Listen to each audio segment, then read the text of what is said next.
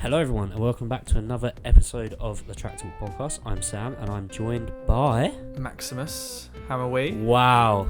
Max, I am very, very, very good. A quick anecdote for our viewers. So my mum went to Rome to see Ed Sheeran, right, this weekend.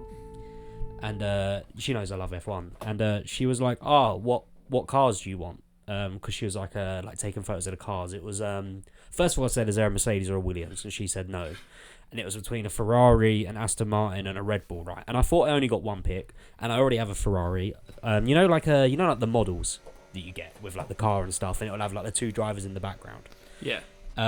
So the Ferrari I have in front of me already was it doesn't say, the one with Vettel and Raikkonen. You know what one it is? I can't remember. 2017 is it? Or 2018? Yeah, I think it's. I was gonna say 2017, I believe. Anyway, that's not important to the story. But I already had a Ferrari, so I said, at the Aston Martin and the Red Bull, I thought, you know what, the Aston Martin would be cool because it had in the photo that she showed me, it had Alonso's number on it, 14.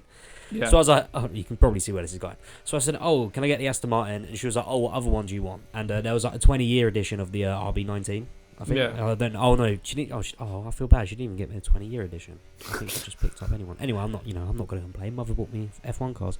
Anyway, so it's on my bed when I get home because she had to go to London. And I pick up the AMR 23, and it has number 18 on the car, and I'm like, I've got Lance Stroll, not Alonso. The whole reason I wanted it was for a car with like Alonso's number on it. And then I look to the Red Bull, and it's number 11, not number 1. So I love my mother dearly, but there was a minor fumble in that. Isn't that Perez's number? Who's number 11? I don't know. It is Perez's number. Yeah, and obviously I'm not going to complain, but I have a Perez shirt because I was a Perez fan. Before, when I first joined when I first started watching the sport, Force India Racing Point, the purple Mercedes, as people call it, was my favourite car on the grid, and that got swiftly replaced by Aston Martin. And it's not that I don't like Aston Martin, I just love the pink. So I just then went to Williams. I was like a bit of English heritage.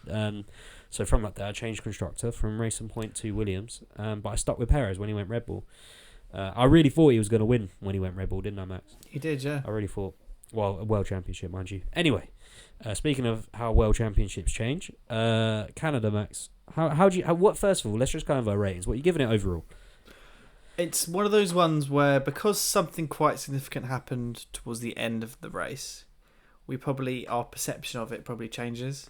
But if we are being honest with ourselves, it's I'm being quite harsh. I'm saying it's a 6 out of 10 overall.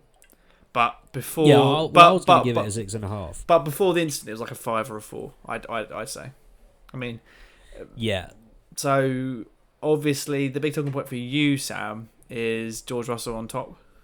Well, I believe I correctly predicted a George Russell win finally. Right? I can't remember what I said last episode. I feel like I did say George win because I feel you like, said I remember what Max, I said. didn't you? But then you said probably no. I feel like I said George because I said actually he's strong around here before. He'll do well in qualifying. I don't know. I think you said you were like, what is it? I think Max is going to win, but I wouldn't be surprised if George also won. It was one of those ones. Do you know what I mean? Yeah, I feel like we should note down our predictions. We don't really, but oh yeah. No matter what, I was ecstatic. I remember when I was watching qualifying, I was recording the lap, and I actually genuinely I didn't think he was going to be on pole. I was ready to do like, maybe next week. And then when he was on pole, I went, yes, and I pointed at the screen. And I feel like every time, on a complete side note, every time I don't watch qualifying, Lando does shit. So maybe I should watch qualifying every time. Yeah, because I remember I watched last qualifying I watched was Monaco, and he got pole. And I think, yeah. But wow. I feel like I have like a bit of like superstition with that sort of thing. I feel like I remember at the start of the season, me and you said we were gonna try and watch every single quali and every single race. And mind you, I slacked with the early starts, but I think most people in the UK did. Yeah. Because they weren't like normal. I didn't realise how bad they were. Because obviously we know the calendar, but you don't really process what time you got to get up until like the race week. Do you know yeah. Also, mega start. I didn't even see my start. I was too busy looking away. But guys. You quickly realised that the AI is set way too low. So what happened is we played. There was an update to do with the rain, I believe. Max wasn't there because when we did a race before. Oh yeah. We were very slow. The rain. Yeah. We thought it was wet. and you pitted for Inters, and basically, there was a bug. Anyone who's played the game knows about it. I think after that update came in, I feel like the AI changed, because I only dropped this by 2. So normally we race. I race normally for my career about a 90 to 92, right? Which is the highest it's been since, well, in a good couple of years. I haven't played the game 2021, right? Did you say? Yeah. But obviously AI changes around different tracks and around different years anyway. And I normally bump it down for the records, because obviously I don't want to crash or race too hard in the records and have a crap race. But what has happened here accidentally is, well, to be fair, the end of this race is quite good.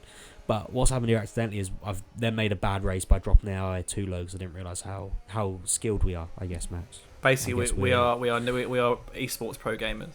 We're coming for Jana Watmere. That's what's happening. So I guess from qualifying, the only thing to really of note was I don't know what was there to note really. I guess poor showing from Leclerc and Norris, who were down in 7th and 8th. Russell obviously got pole position, Max alongside, and throughout practice, I think I keep quite a good view of it, across all 3 practices. But I could tell that the McLarens weren't as fast around here, and I don't know what that is, because people are saying that Spain was a fallacy, and actually Canada is more representative of the flexi wing changes.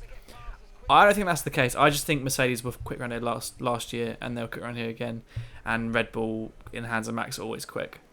So whilst McLaren were a bit slower, you saw from the final stint that Piastri and Norris were catching Antonelli and the 2 in front a lot quicker. So I don't think they're necessarily that bad, but I feel like you could agree, Sam, that the McLarens weren't as fast as they have been before.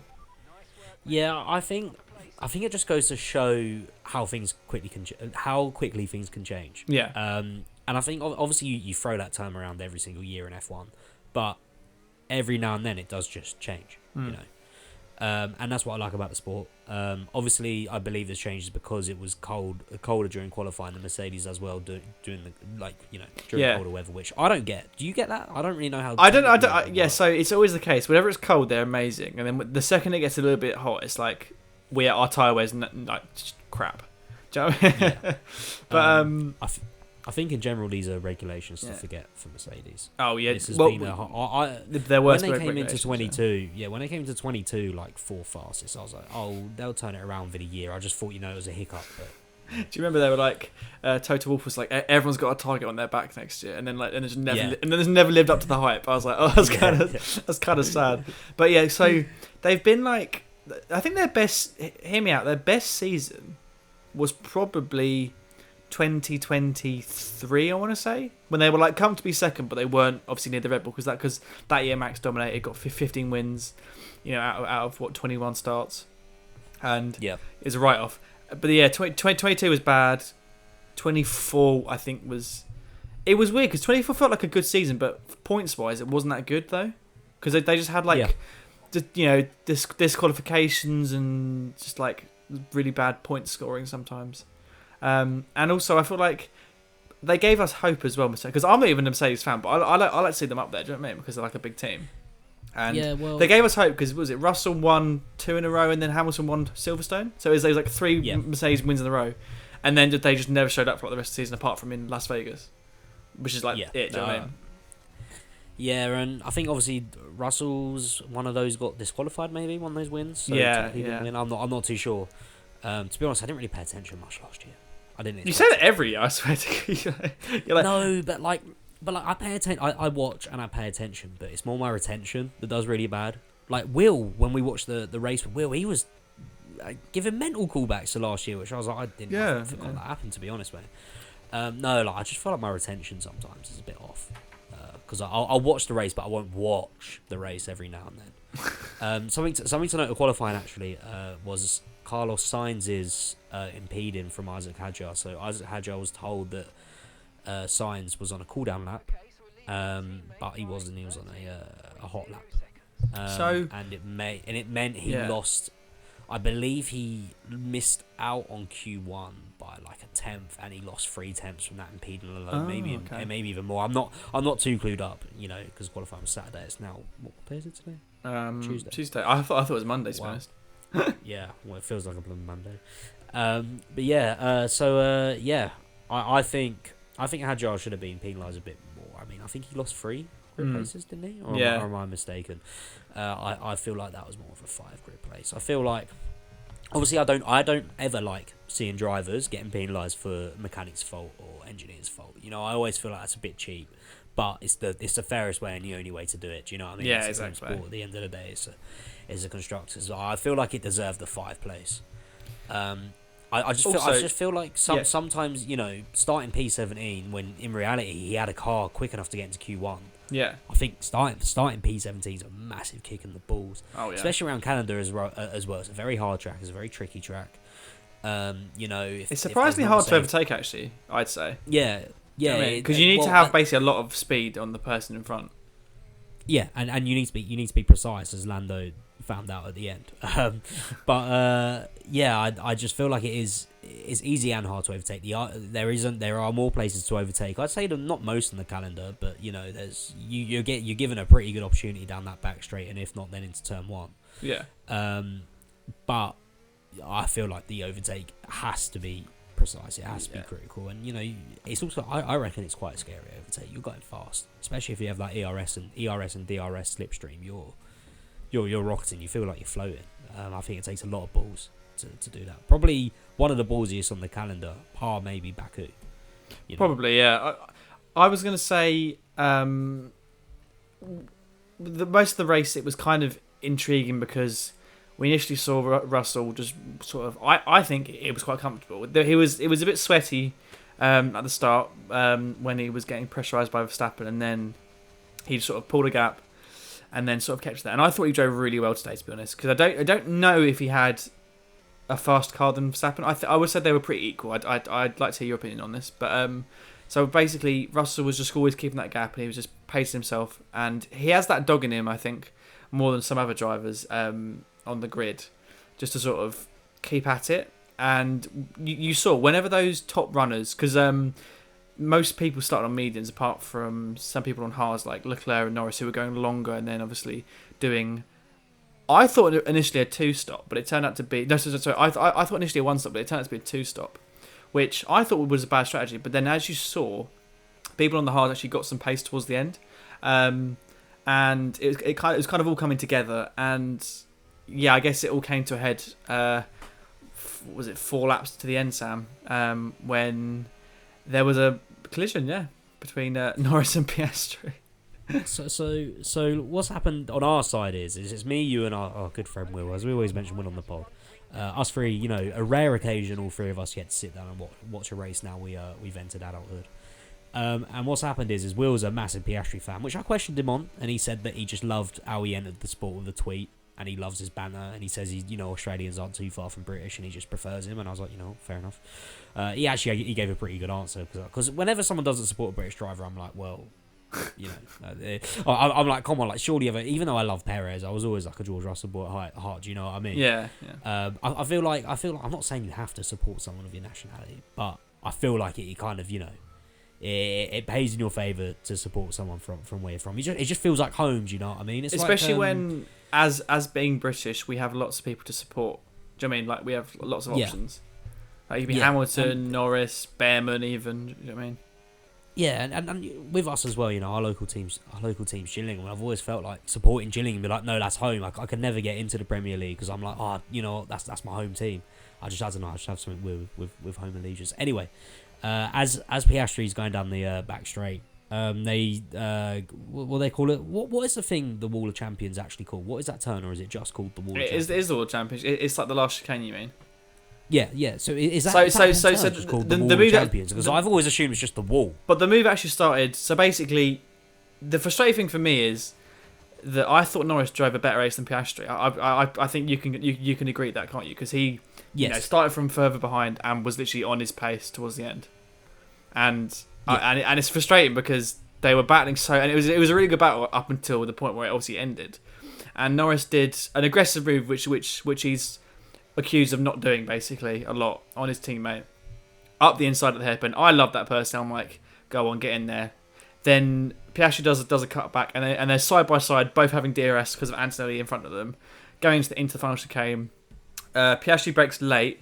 Then Norris does an undercut and gets a run on him going into turn one. And basically what happens is he just drives into the back of him, Norris. Just drives straight into the back of Piastri. Like, it's just really obvious, basically. There's no, like, 50-50. It's 100% on him, basically. Yeah, he even admits it. But, because the thing is right, is when they were going into Wall of Champions, I stupidly stopped looking at the helmets. Yeah, you thought numbers. I don't know what happened, but I was so caught up. I just stopped. I didn't even think about looking at the helmets. I was like, I need to look at the number. And I thought Piastri had gone off and hit the wall. Because I don't when they went into the Wall of Champions, the camera angle flipped. Yeah. And I don't know what happened. Also, again, I was a bit bevied, and I thought, I was like, oh my god, Piastri's gone the wall. I was going, oh Will, your boy's gone, and he was like, what do you mean, mate? It's Norris. And I look over to you, and your head's your head isn't in your hands, but you've just got a look of fuck's sake. You know what I mean? It's just one of those ones where you just stare into the distance, you're like, for God's sake. Yeah, you're just like, oh my lord. I reckon that's the highlight of the season so far, though. But also, I feel like it's, in a weird way, it's probably a positive because it shows that Norris isn't going to fully just take it. Do you know what I mean? Yeah, it shook up Piastri. Oh yeah, a little bit. Yeah. But what I don't get, obviously, I'm not a racing driver, right? And I think, I always say this on this pod. They're always going to be better drivers than me. So anything I say, they're going to be 100 times better than me. But why didn't he go to the outside? I haven't watched loads of replays of it. I think he gets basically the way I picture it is he gets too much of a run basically, and he's kind of surprised by his slipstream. So basically, he literally just drives into the back of him, and so basically, what he's trying to do is go up the inside, yeah. Which is an incredibly risky move, but he just hits him rather than going up the inside because he could actually move further to the left and like touch the wall. Do you know what I mean? But he actually touches Piastri's left hand side rear tire. So there is contact. He would have been in the grass anyway. It doesn't even if he's like a centimetre from the wall, he's still got two wheels on the grass, and surely that fucks him anyway. But do you know what I mean? Like he's got to that position before they start to turn. So like. It must just be like an overspeed thing and just misjudging it basically. Because, do you know what I mean? Like he knows that you go on the inside and then you sweep around the outside. But I genuinely just think it was misjudging the speed basically. Not rather than obviously I think he said that it wasn't his intention to go up the inside. He was going to do like a little like left right shake like sort of thing. But then just got too much speed and then just hit him basically. I said to our friend Will, who's a Piastri fan, I said to him, if you want to be like properly like World Championship mindset on and not caring about your team cohesion, I think it would have been a better decision for him to go fully into the back of Piastri, because your main title rival wouldn't have scored points, and sure you would have got a penalty for the next race, and obviously we don't like to see people crash intentionally, but for a championship mentality, it's like. Sort of neutralises it in a way, even though obviously you're going to be worse off for like the race after. But do you know what I mean? Like it's kind of but I feel like Zach Brown would have had a word about that. Oh yeah, fully. I'm just saying in like an ideal world sort of thing.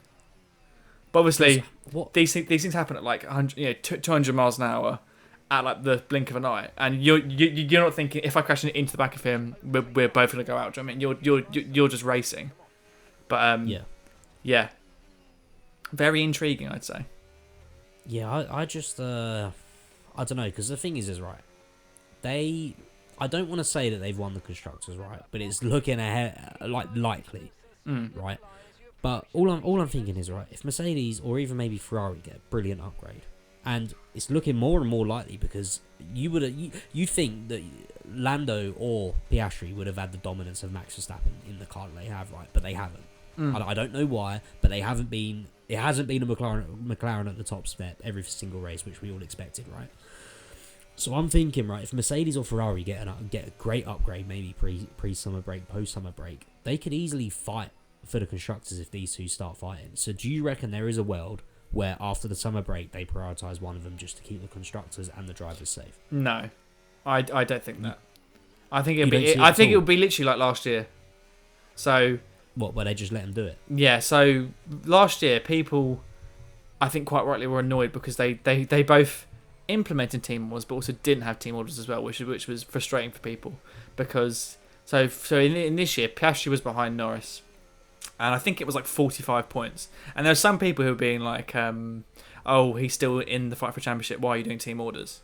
Which is an argument you can say. However, there's also another argument where, you know, you want to prioritise one driver, and I think McLaren aren't that team to do team orders until the very end, which is what they did last year, basically. I disagree a little bit with your theory that Ferrari and Mercedes will get big upgrades because teams are going to start prioritising next year soon, and especially Ferrari, because they had no pace this race.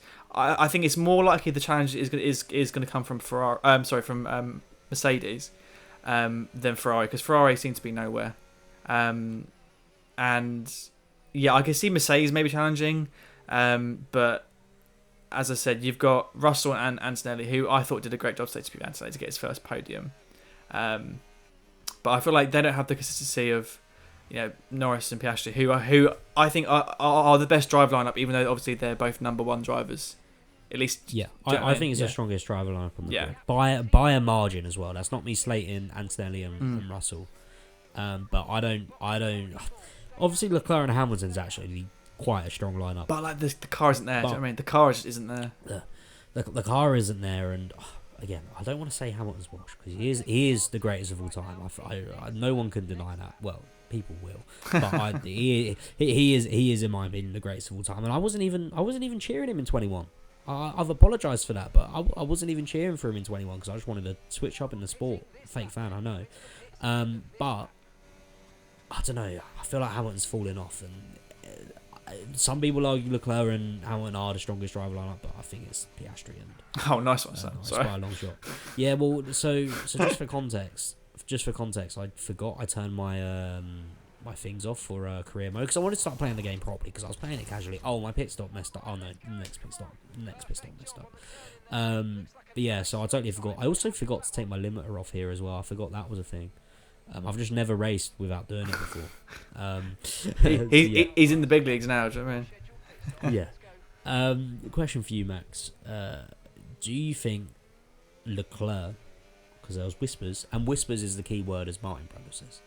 There's whispers that Leclerc, if Ferrari don't have a championship fighting team next year, will start looking for other options. Do you think he will?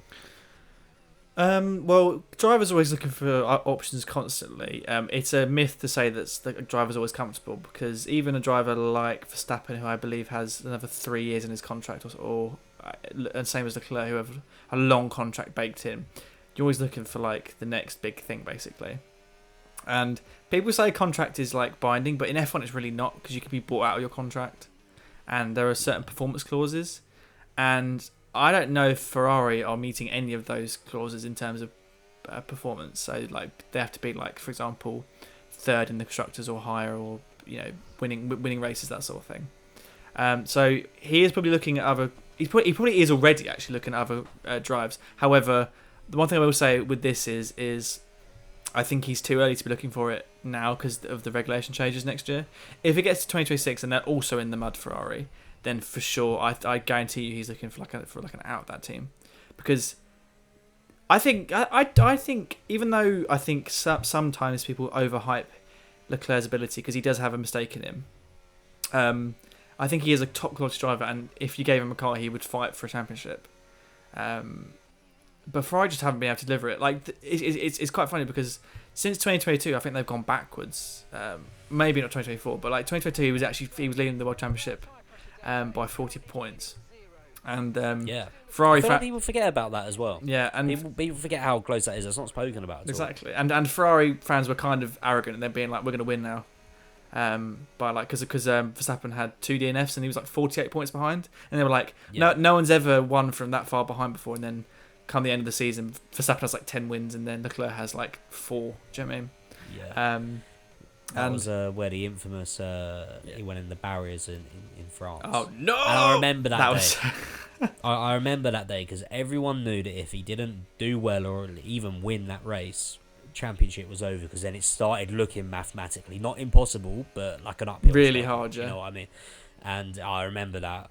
I remember that so vividly. I was like, wow, that is it.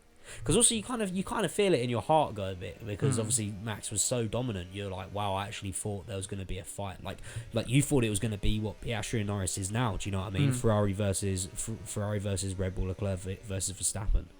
I feel like we were kind of robbed not to see that as well. We were a bit. I was going to say with I feel like the rumor that I believe in more was Fred Vasseur, who was the team principal of Ferrari.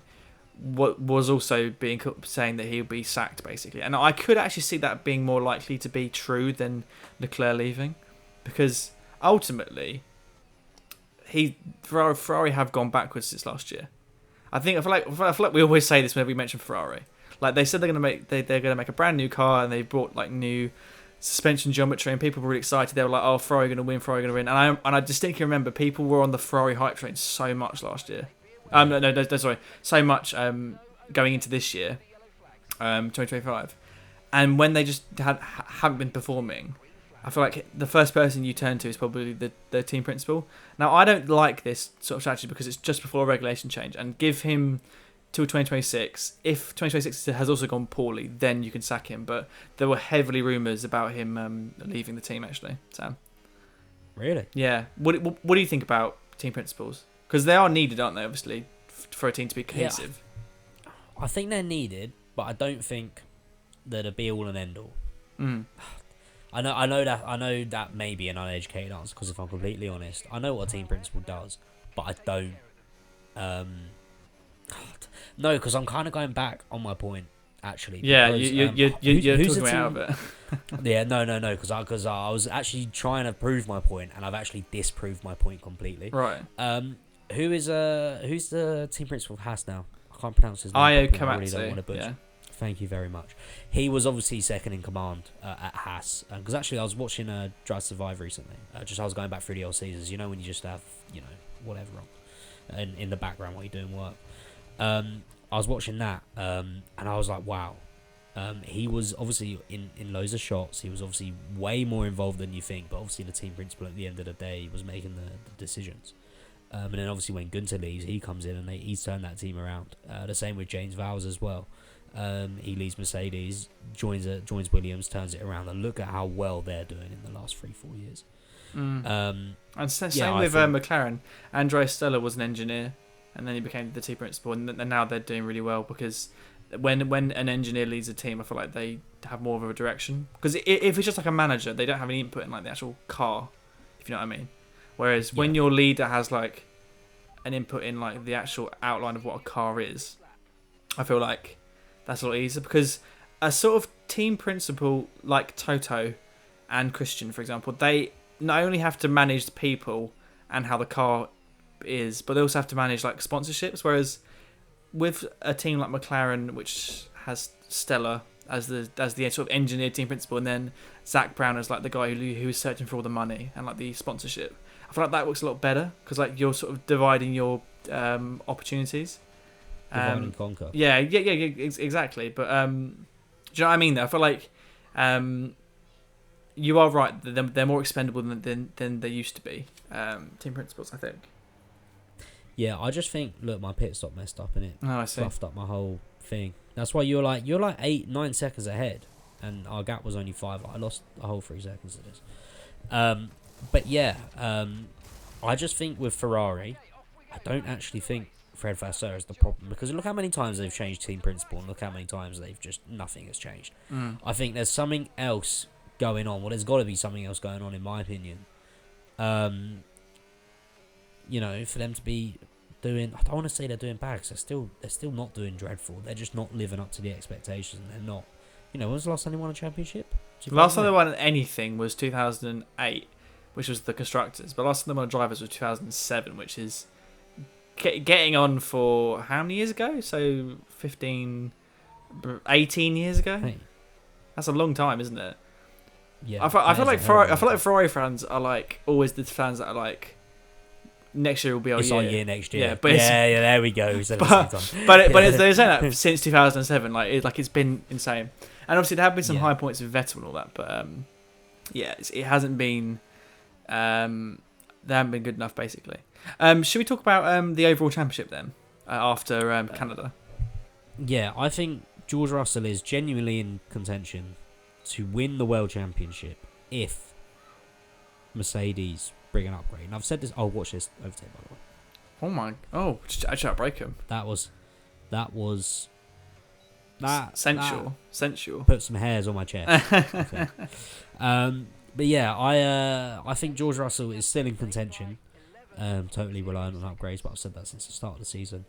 But realistically, I think it's not looking good for Lando because we're halfway through the second third, which I don't know what. Well, that was a crazy one. We're halfway through the second third. So what we like 9 races in out of 22.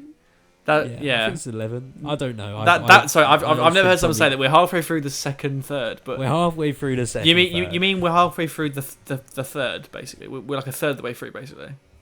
Nah, because so you have 1/3, 2/3, 3/3, right? Yeah. We're in the second third, and we're halfway through that second third. I mean, not really, because we're not halfway yet. Oh, do you know what I mean? Okay, maybe Austria. Yeah. But would halfway through a second third just be halfway, roughly? Probably. No, it'd be a little bit more. Why are we doing maths? I'm so sorry. I'm so no, confused. 30.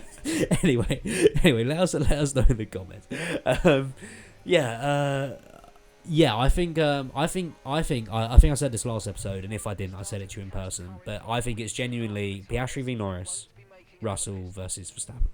Yeah, and I think the constructors is out the water. It's fight for second, which honestly I hope Mercedes does. I hope they do. Bring it home and come second. I think they need that boost going into next year. But yeah, I'm excited for the Norris versus Piastri, but I am equally as excited for Verstappen versus Wilson. Yeah. I am too, because I feel like if we could have a scenario where all those teams were competitive every single race, it would actually be really interesting to see like the dynamic of like, because you never really seen like Russell and Lando like go wheel to wheel and like get angry at each other. I feel like that'd be quite interesting. And obviously Max and Russell, they have history, even though they'd like to not admit it. And going into this race, there was controversy because Max was on his final penalty point before he got a race ban, and people were thinking that Russell was going to dive up the inside to sort of give him a race ban on purpose, which was quite funny. But I feel like, as I said last weekend, people were saying the championship is over after when there was a 10-point gap, and I was like, that is insane. Now it's ballooned to sort of 22 points between Piastri and Norris, which is obviously a lot more. And I feel like, I know that we always say it's about like the next race being the most important, but I feel like Austria, because it's not only is it a sprint race, but it's also a race where I assume McLaren will be doing quite well at, because it's high speed turns and long corners. I feel like whoever comes on top out of the McLarens there will sort of show us how the championship will be dictated, because it's going to basically snowball if Norris has like another race where he finishes behind Piastri, because then it becomes a case of like it's like 30 points, which is like over like a race win. Yeah.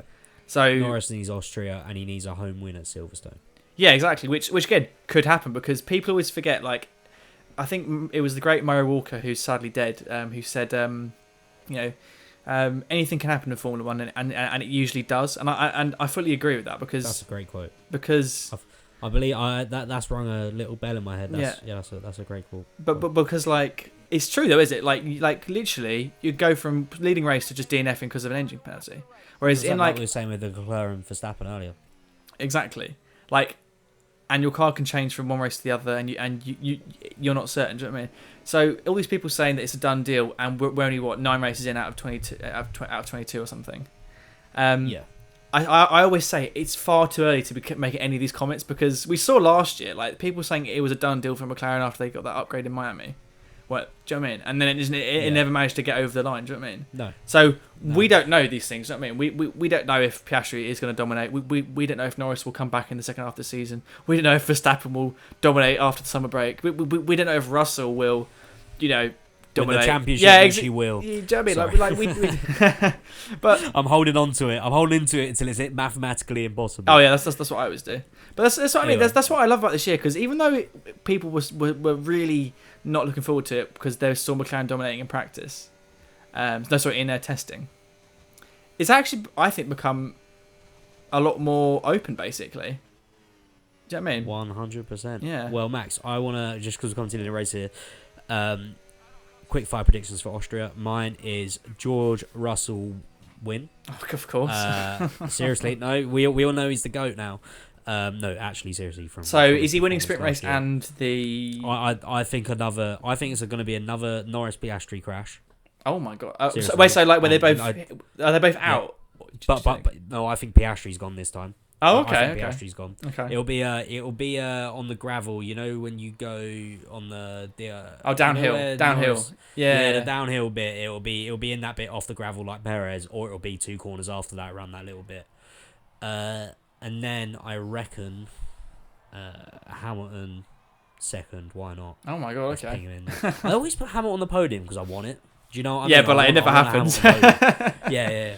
Also, I find it weird that I'm supporting Hamilton after he's not fallen off. Well, after he's fallen off, and when he was like at the top, I was like, I want to change because someone beat him. Do you know what I mean? And then third place, I'll put Verstappen. Max, what about you?